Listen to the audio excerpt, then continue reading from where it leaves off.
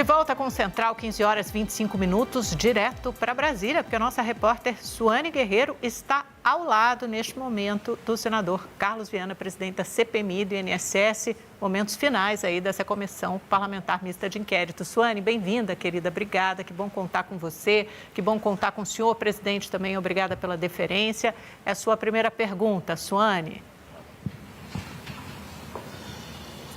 Olá, Amanda. Muito boa tarde a você, a quem nos acompanha no Central de Notícias. Obrigada também ao presidente Carlos Viana. Como você bem falou, Amanda, nesse dia decisivo, relator Alfredo Gaspar, neste momento, na leitura deste relatório de mais de 4.300 páginas. Qual é a expectativa da CPMI em relação a esta leitura? Quantas horas mais deve durar? Obrigada, presidente. Primeiro, boa tarde a todos, Amanda, a você, Suane. Hoje é o dia da verdade, né? Hoje é o momento em que o Brasil inteiro vai acompanhar o posicionamento de cada um dos parlamentares dessa comissão, se vão votar a favor de nós indiciarmos as pessoas que roubaram os aposentados ou se vão votar para blindar quem tomou de assalto a Previdência. O Brasil vai saber, e isso, para mim, é uma missão cumprida. O relatório é das pessoas, do povo brasileiro, dos aposentados. E está sendo lido, como você disse, são mais de 4.000 páginas, porque é um escândalo gigantesco. Nós estamos falando em 7 bilhões de reais que foram desviados praticamente. Nós estamos falando em milhões de aposentados que foram lesados. Nós estamos falando em centenas de empresas fantasmas que recebiam recursos de manhã e de tarde sumiam com o dinheiro depositado da Previdência. Nós estamos falando em servidores públicos que de governo a governo permaneceram nos cargos e ajudaram e facilitaram o esquema dessas quadrilhas. Então, todo esse trabalho que foi muito extenso, muito bem feito pela equipe, pelo relator principalmente, hoje está sendo colocado. A expectativa é de que ele termine a leitura, em mais ou menos 2, 3 horas, porque ele está selecionando os pontos principais. Nós daremos vistas para que todos os parlamentares possam ter acesso e depois iniciaremos a sessão de debates. Uma sessão que deve durar aí pelo menos mais umas 4 horas, ou seja, em seguida nós vamos para a votação no final da noite, início da madrugada, é a minha previsão. Amanda. O relator, você sabe que a gente estava falando do senhor ainda agora. Acabamos de entrevistar o governador de Minas Gerais, Matheus Simões. Ele disse aqui que o seu trabalho na CPMI o credencia para como possível candidato na chapa dele. Ele está tentando unificar a direita lá em Minas, candidato ao Senado, claro. Agora, senador, qual é a probabilidade de que esse relatório de Alfredo Gaspar seja aprovado? Porque sejamos muito realistas, os governistas têm maioria, houve algumas trocas de posições aí na CPMI. Se esse relatório for derrubado, vocês estão tentando chegar a um acordo para que haja um meio termo e possibilitar que pelo menos algum relatório seja aprovado? É possível que alguns nomes sejam retirados, como de Lulinha, por exemplo, que vocês cheguem a um relatório final mais harmônico? Olha, Amanda, desde o início da CPMI, eu tenho sido claro em nós buscarmos consenso nas decisões. Foi dessa forma que eu consegui trazer as investigações por 6 meses e, apesar de todo o debate eleitoral, toda a discussão ideológico-partidária, nós conseguimos chegar a uma investigação muito consistente. Agora, o relatório, nós vamos tentar, com o relator e também com o governo, uma forma de nós chegarmos a um consenso também até na questão redacional. Mas não há como nós tirarmos nomes da CPMI, porque esses nomes, eles estão embasados em investigações. É o ponto mais difícil e que pode ser que a gente não consiga ultrapassar, que é a questão dos indiciamentos. Todo o trabalho que foi feito está muito claro e transparente sobre a culpa de cada um e as ligações e as propostas que nós temos dentro da questão dos crimes que, em tese, foram cometidos com base em todas as quebras de sigilo e por aí vai. Se não for possível nenhum tipo de consenso em relação à redação, porque 80% do relatório ele é comum.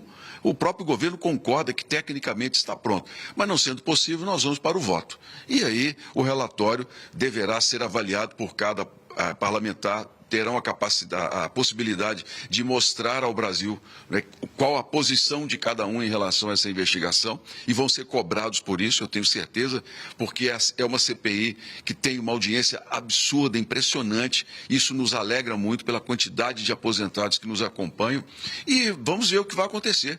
Eu fiz a minha parte, como presidente, trouxe a CPMI até esse momento. Agora é com cada parlamentar o voto e uma prestação de contas ao povo brasileiro. Presidente, só para ficar claro... até com base na fala do presidente... Diga, Suane, pode completar. Pode colocar, Amanda. Não, eu só ia perguntar para ele... É que até com base na fala do... A gente está se atropelando, Suane. Deixa eu só fazer uma última perguntinha, aí você conclui o seu raciocínio. Eu só queria saber, então, se não há nenhuma possibilidade de tirar, por exemplo, o nome do Lulinha, porque o governo nunca vai concordar em votar um relatório que tenha o nome do Lulinha. E se não for retirado e esse relatório for a voto, então corre o risco de perder. Vai ter um relatório alternativo do governo. Pode ser que esse relatório alternativo seja vencedor? Olha, Amanda, relatório quem faz é o relator indicado pelo presidente.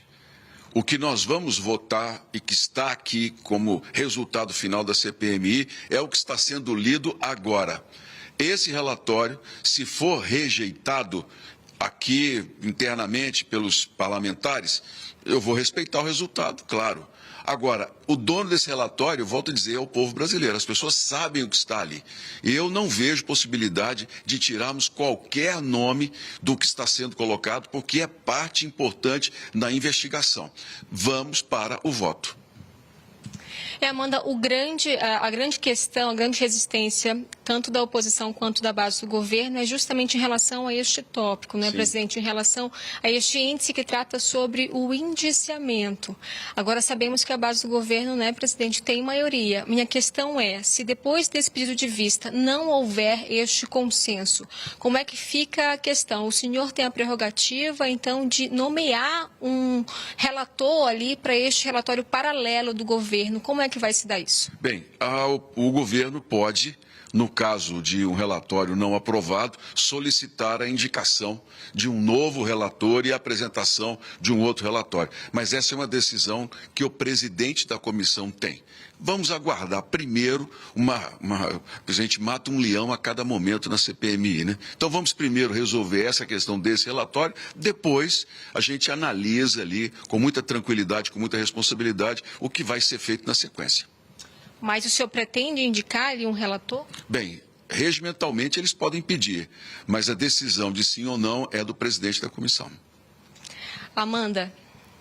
Senador, como é que o senhor responde às críticas que falam muito nessa disputa de narrativas e que esse relatório pendeu muito para indiciar figuras mais ligadas ao governo Lula e não tantas ligadas ao governo Bolsonaro? Por exemplo, o Onyx Lorenzoni só se fala em aprofundar as investigações, mas ele não é um dos indiciados, sendo que o secretário executivo dele, que cumpriu esse mandato de ministro da Previdência só no finalzinho, quando o Onyx Lorenzoni saiu para concorrer nas eleições, aparece lá como um dos indiciados. Quer dizer, não há dois pesos e duas medidas, às vezes um peso exagerado com figuras ligadas ao governo Lula e menos com figuras ligadas ao governo Bolsonaro? Olha, Amanda, esse é um esquema que veio de governo para governo. Começou lá no governo Temer, quando a Previdência foi entregue a um ex-deputado e o grupo dele entrou para a administração.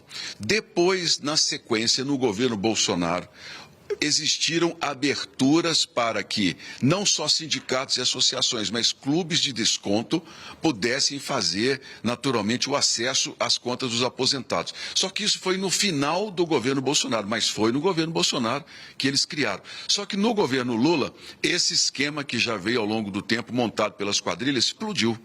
Então, por que que nós temos muita gente hoje indiciada do atual governo em relação a isso e das pessoas que vieram das quadrilhas? Porque o esquema ganhou muito dinheiro agora, mais recentemente. desses 2, 3 anos para cá, 4, é que os bilhões começaram a ser transferidos em uma quantidade muito grande para as pessoas. Daí um número maior de gente ligada a este governo. Especialmente o seguinte, os procuradores do INSS, por exemplo, são pessoas que vieram de governos anteriores com pareceres, mas que estavam, é presidente do INSS. Outros que deveriam defender a Previdência também entraram no esquema. As quadrilhas, elas conseguiram o apoio de políticos que estão sendo indiciados, inclusive, que mantiveram essas pessoas nos cargos. Então, o que nós temos hoje como prova é um número muito maior de dinheiro que passou a ser entregue e que naturalmente gera um número maior de indiciamentos. Amanda, tem um ponto que eu queria questionar o presidente, que a gente teve algumas questões em relação a votações anteriores, como deve ser a votação deste relatório do Alfredo Gaspar e, posteriormente, caso seja, não seja aprovado, como deve ficar a outra votação, vai ser por maioria, vai ser por votação simbólica, como deve se dar essa votação? A votação simbólica só existe quando há acordo. Não existindo qualquer tipo de consenso ou acordo, nós temos que ir para o voto nominal. Cada parlamentar terá que colocar a sua digital na sua decisão. Até porque, se o relatório for rejeitado, que é o que o governo pretende, os brasileiros vão saber com muita clareza quem trabalhou, investigou e indiciou, tentou indiciar, e quem não quis dar sequência no relatório. Porque é um ponto muito importante, ali não há nada sem provas.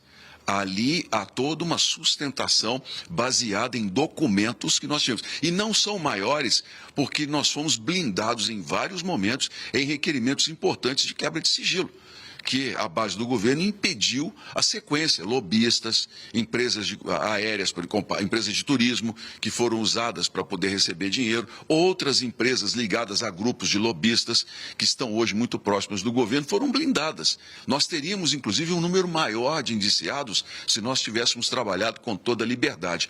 Mas eu quero aqui, Amanda e Sônia, deixar um recado claro aos aposentados que estão nos assistindo em todo o Brasil. Nós conseguimos levar a CPMI e cumprir com a missão dela. A CPMI está mostrando ao Brasil todos os envolvidos e, principalmente, deu visibilidade às quadrilhas, ao que aconteceu no país nesse assalto à Previdência. Não teve uma CPMI que tenha tanto resultado popular, em que as pessoas comentam nas ruas, sabem quem são e foi tão atrapalhada, tanta gente tentando nos impedir, atrasadas com habeas corpus, decisões de blindagem. Por quê? Porque o tamanho desse escândalo exigia coragem e exigia uma investigação como a que nós fizemos. Então eu saio com a consciência tranquila de que eu cumpri com o meu papel como senador, como investigador, e estamos entregando um relatório equilibrado, técnico, e a justiça vai ser feita no Brasil. Presidente, Amanda, deixa eu só fazer uma última pergunta, então, para a gente encerrar a entrevista. É o seguinte, ontem o ministro Gilmar Mendes fez críticas muito duras à CPMI. Ele acusou os parlamentares, muitos de vocês, sentados ali no plenário, assistindo a sessão do STF, de abuso de poder, de quebrar sigilos em bloco indevidamente, de desrespeito por vazamentos de mensagens íntimas do celular do banqueiro Daniel Forcari, de sua ex-noiva, de sua ex-namorada, de vocês desviarem completamente do objeto original, do escopo original dessa CPMI, que era investigar o INSS, vocês enveredaram por todo o caso Master. Como é que o senhor responde a essas acusações? Ele foi muito contundente. Bem, eu concordo com o ministro Gilmar Mendes em alguns pontos. O primeiro deles, com relação aos vazamentos. É ruim, isso não ajuda na investigação, isso não interessa aos investigadores. Agora, quem vazou? Como é que se pode dizer que vazou da Comissão Parlamentar Mista de Inquérito? Esse material foi manuseado por uma série de pessoas, por uma série de técnicos. Eu posso dizer para você, Amanda, com muita clareza, não houve por parte oficial da CPMI qualquer vazamento. Quando nós recebemos a segunda parte do material completo, eu determinei que fosse para a sala cofre. Então eu concordo com o ministro, o vazamento é ruim. Agora, ele precisa dizer quem vazou. Porque ele nos chamou a atenção de que nós somos juízes e temos que agir como juiz. Mas ele, como juiz, também não pode fazer uma observação como essa sem dizer quem são os responsáveis, ou pelo menos abrir um inquérito. Tem que se abrir uma investigação, porque jogar para a comissão, isso é muito ruim. Eu não aceito, porque eu agi com muita responsabilidade. Outro ponto que eu concordo com o ministro Gilmar Mendes é de que as CPMIs ou CPIs precisam de uma nova legislação. Precisam mesmo. De uma legislação que não fique a reboque do Supremo Tribunal Federal e que investigados sejam obrigados a vir, o que não aconteceu conosco. Nós temos 10 membros importantes de quadrilhas que roubaram os aposentados, que ganharam o direito de não comparecer à CPMI porque são investigados. Então, nós precisamos de uma nova legislação em relação a isso, e é o parlamento quem tem que se manifestar. Só que, infelizmente, nós temos por parte da presidência da Casa hoje uma completa ausência na defesa das nossas prerrogativas, a não ser quando ele é incomodado. O presidente Davi não queria a sequência da CPMI e agiu ontem politicamente muito para que nós perdêssemos no Supremo Tribunal Federal. E é interessante, quando o ministro Flávio Dino nos impediu de quebrar aqui o sigilo da Roberta Luxker, do filho do presidente do Lulinha, de membros, para a gente entender se eles eram culpados ou de fato qual era a participação maior deles, ninguém falou no assunto, o Supremo não julgou. Ficou lá na gaveta do ministro Flávio Dino. Como decisão a gente respeita, mas eu me pergunto, por que é que a continuidade da CPMI foi julgada em poucas horas e a interferência no nosso trabalho está lá? Ou seja, tem uma justiça aí que ela é política. É uma justiça que, infelizmente, age de acordo com aquela questão do equilíbrio? Não é. É dos interesses ali. Decisões sobre o Banco Master. Eu, desde o início, tenho dito que nós não temos que investigar o mercado financeiro e o Master. E isso não é parte da nossa atribuição. Só que vocês viram a quantidade de ataques que eu sofri, porque, infelizmente, havia uma série de linhas com relação ao Master que não era da CPMI. Eu concordo plenamente, mas nós também fomos impedidos de trazer aqui, por exemplo, os representantes dos bancos. Os bancos ganharam habeas corpus para pessoa jurídica. Interferência completa no trabalho de uma CPMI. Então, o que nós precisamos, Amanda, esse ano é muito difícil, ano eleitoral, ano muito dividido, os discursos ficam muito exacerbados, mas ano que vem, com o Senado renovado, com a Câmara, com novos nomes, aí é época do parlamento tomar a rédea, devolver as prerrogativas, trazer de volta o debate sério, responsável, republicano, para a gente reequilibrar essa relação, porque hoje nós estamos a reboque do Supremo. Amanda, só um breve questionamento sobre essa etapa final da CPMI.